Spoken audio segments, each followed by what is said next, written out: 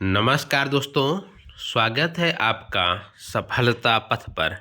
मैं हूं सुमित सिंह। साथियों, आज का हमारा टॉपिक है बहुत ही महत्वपूर्ण, गणित की शिक्षण विधियां। आपके गणित में 15 नंबर जो आपके शिक्षण से आते हैं, हम आज उन महत्वपूर्ण शिक्षण विधियों को पढ़ेंगे जो आपके परीक्षा में बार बार पूछे जाते हैं।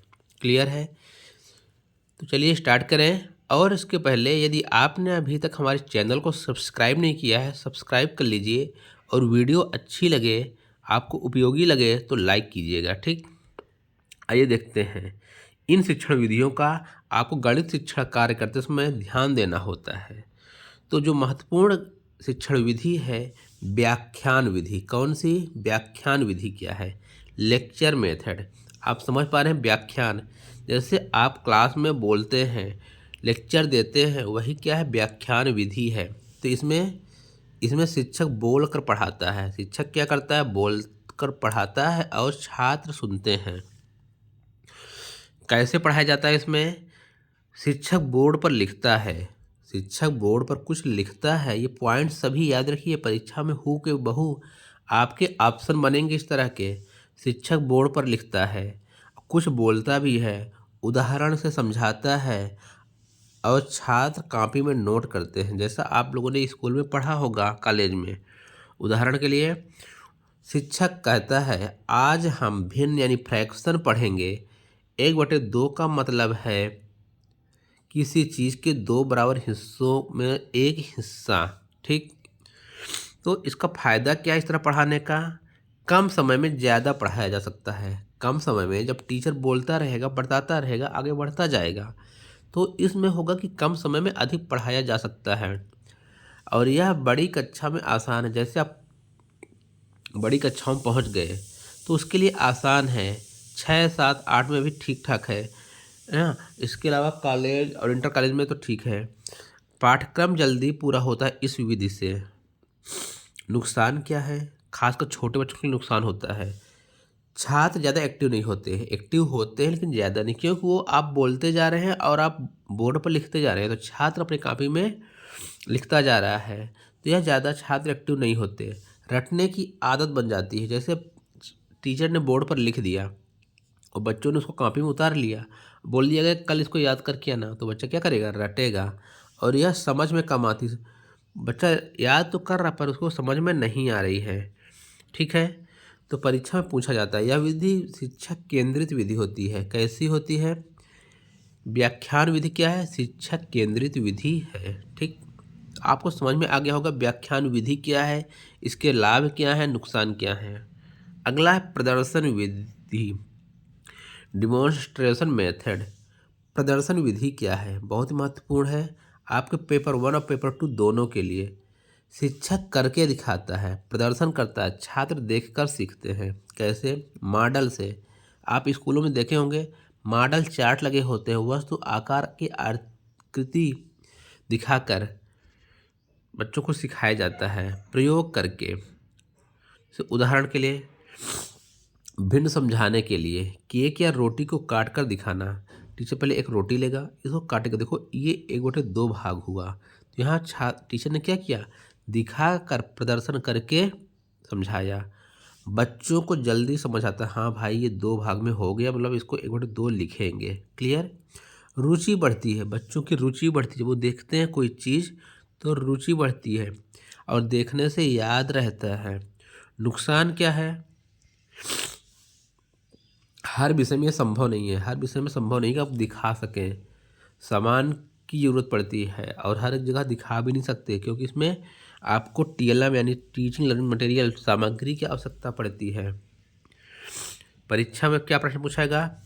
प्रदर्शन विधि कैसी विधि? करके दिखाना, करके दिखाना, करके सीखना नहीं, करके दिखाना। प्रदर्शन विधि आप करके दिखाते हैं छात्रों को, उसको देखते हैं, उससे वो सीख जाते हैं। तीसरा है प्रश्नोत्तर विधि, क्वेश्चन आंसर मेथड क्या है? क्वेश्चन आंसर मेथड क्या है? शिक्षक सवाल पूछता है और छात्र जवाब देते हैं। प्रश्नोत्तर विधि में शिक्षक सवाल पूछता है और छात्र जवाब देते हैं। कैसे? छोटे छोटे प्रश्न पूछे जाते हैं, किससे? छात्रों से। बच्चे सोचकर उत्तर देते हैं। उदाहरण के लिए कक्षा 2 में टीचर पढ़ा रहा है तो पूछेगा 5+3 कितना हुआ बच्चा, तो वो सोचकर जोड़कर बताएगा 8। इससे क्या होता है, फायदा क्या है, छात्र एक्टिव रहते हैं। जब तक आप छात्रों से बातचीत नहीं करेंगे, उनसे पूछेंगे नहीं, वो छात्र इनएक्टिव हो जाते हैं। इसलिए प्रश्नोत्तर विधि बहुत ही महत्वपूर्ण है छात्रों को सिखाने के लिए। उनसे कुछ पूछते रहिए। जब आप पूछेंगे तो उनकी सोचने की आदत बनती है, सोचने की क्षमता विकसित होती है, समझ की जांच भी होती है कि आपने जो पढ़ाया बच्चे को समझ में आया कि नहीं आया तो आप अपना तरीका बदलिए, है ना। नुकसान क्या है, हर बच्चा जवाब नहीं दे पाता।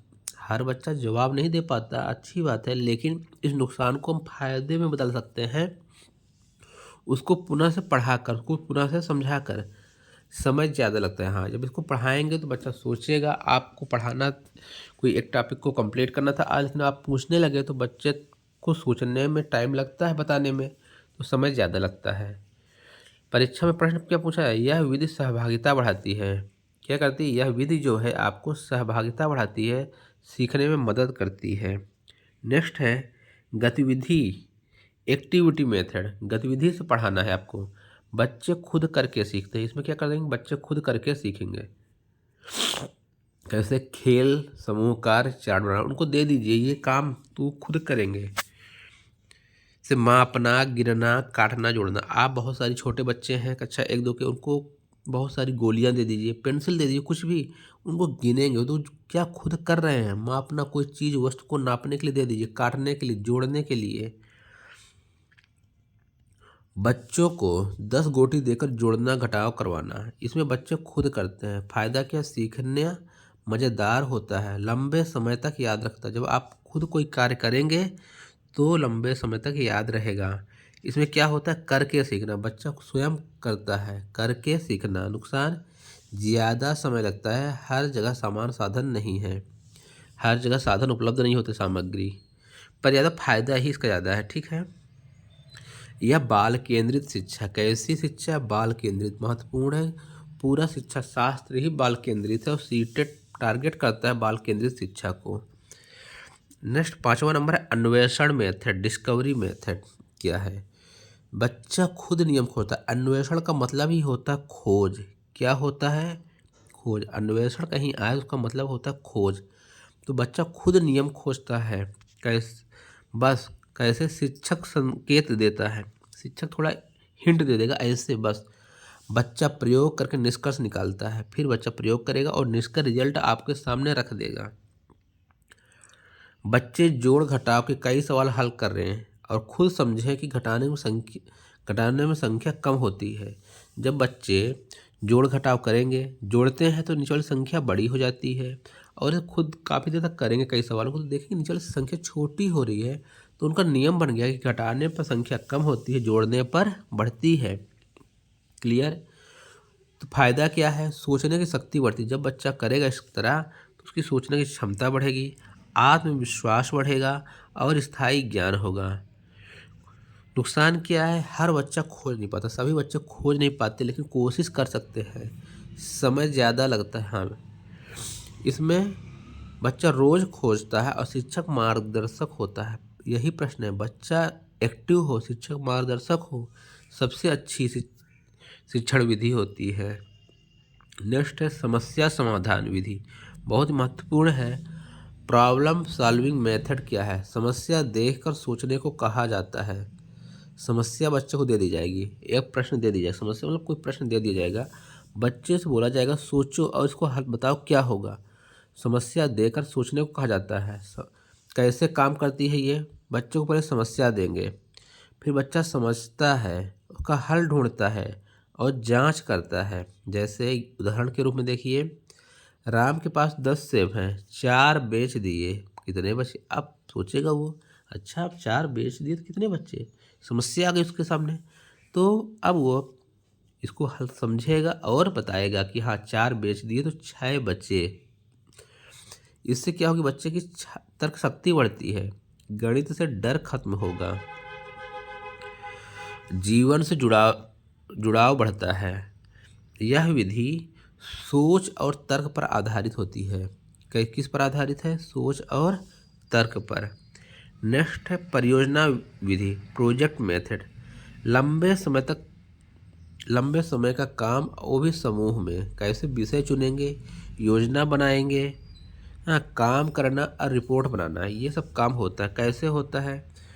अपने घर का मासिक खर्च जोड़ो और चार्ट बनाओ कि मासिक खर्च कितना होता है आपके घर में, आपके माता पिता कितना पैसा किन किन वस्तुओं को खरीदने में खर्च करते हैं, चार्ट बनाओ। तो जीवन से जुड़ा ज्ञान है, वो अपने जीवन के घर की दिनचर्या से जुड़ा है। टीम वर्क है, सभी लोग अपने अपने घर में करेंगे। आत्मनिर्भरता, आत्मनिर्भरता बढ़ेगी। नुकसान, समय बहुत लगता है, हर विषय में कठिन होता है ये मेथड। यह जीवन उपयोगी और बाल केंद्रित है, जीवन में बहुत उपयोग होता है और यह बाल को ध्यान में रखते हुए यह शिक्षण विधि अपनाई जाती है। अगला है खेल विधि, प्ले वे मेथड। खेल खेल में पढ़ाना, खेल खेल में पढ़ाना। देखिए कैसे बच्चे खेल खेल में सीखते हैं। ताश से, जो ताश है आप इसको सिर्फ जुआ मत समझिए, इसको खेल खेल से समझ जाते हैं। पासा, गोटियाँ, गिनती के खेल, जैसे पासा फेंक कर जोड़ना, जैसे पासा फेंकेंगे फिर जोड़ेंगे। यहाँ 6 पड़ा, 4 पड़ा, फिर जोड़ो 10 हो गया, अब आगे गोटियाँ बढ़ाओ। इस तरह बच्चा जोड़ सीख जाता है और जल्दी से आगे सोचने की क्षमता उसकी विकसित हो जाती है। फायदे क्या? डर खत्म होता है। इस तरह खेल से बच्चा डरता नहीं, उसकी रुचि बढ़ती है, बहुत ही महत्वपूर्ण रुचि बढ़ती है। इंटरेस्ट छोटे बच्चों के लिए उत्तम है, क्योंकि आप सीटेट की परीक्षा दे रहे हैं, आप 1 से 5, 6 से 8 ही पढ़ाएंगे, तो वहाँ आपको ये मेथड उपयोग करना है। प्राथमिक कक्षाओं के लिए सबसे उपयुक्त है। ठीक है,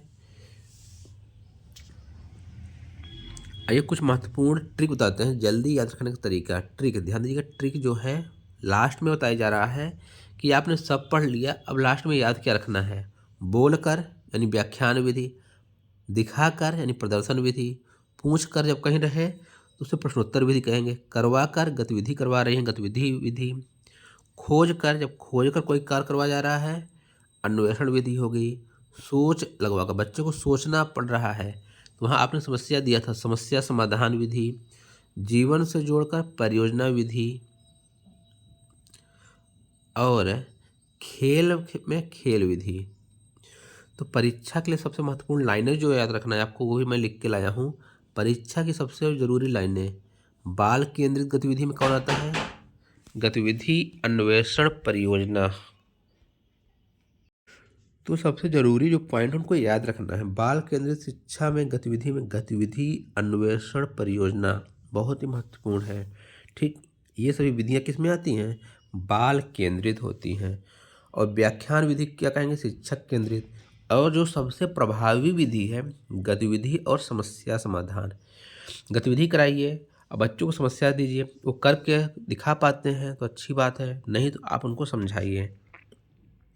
और प्राथमिक कक्षा के लिए 1 से 5 के लिए प्राथमिक में खेल विधि बहुत महत्वपूर्ण है। आप खेल खेल से समझाइए। कक्षा 1, 2, 3 में तो आप आसानी से खेल विधि से समझाएंगे तो बच्चों को मन भी लगा रहेगा और सीख भी जाएंगे।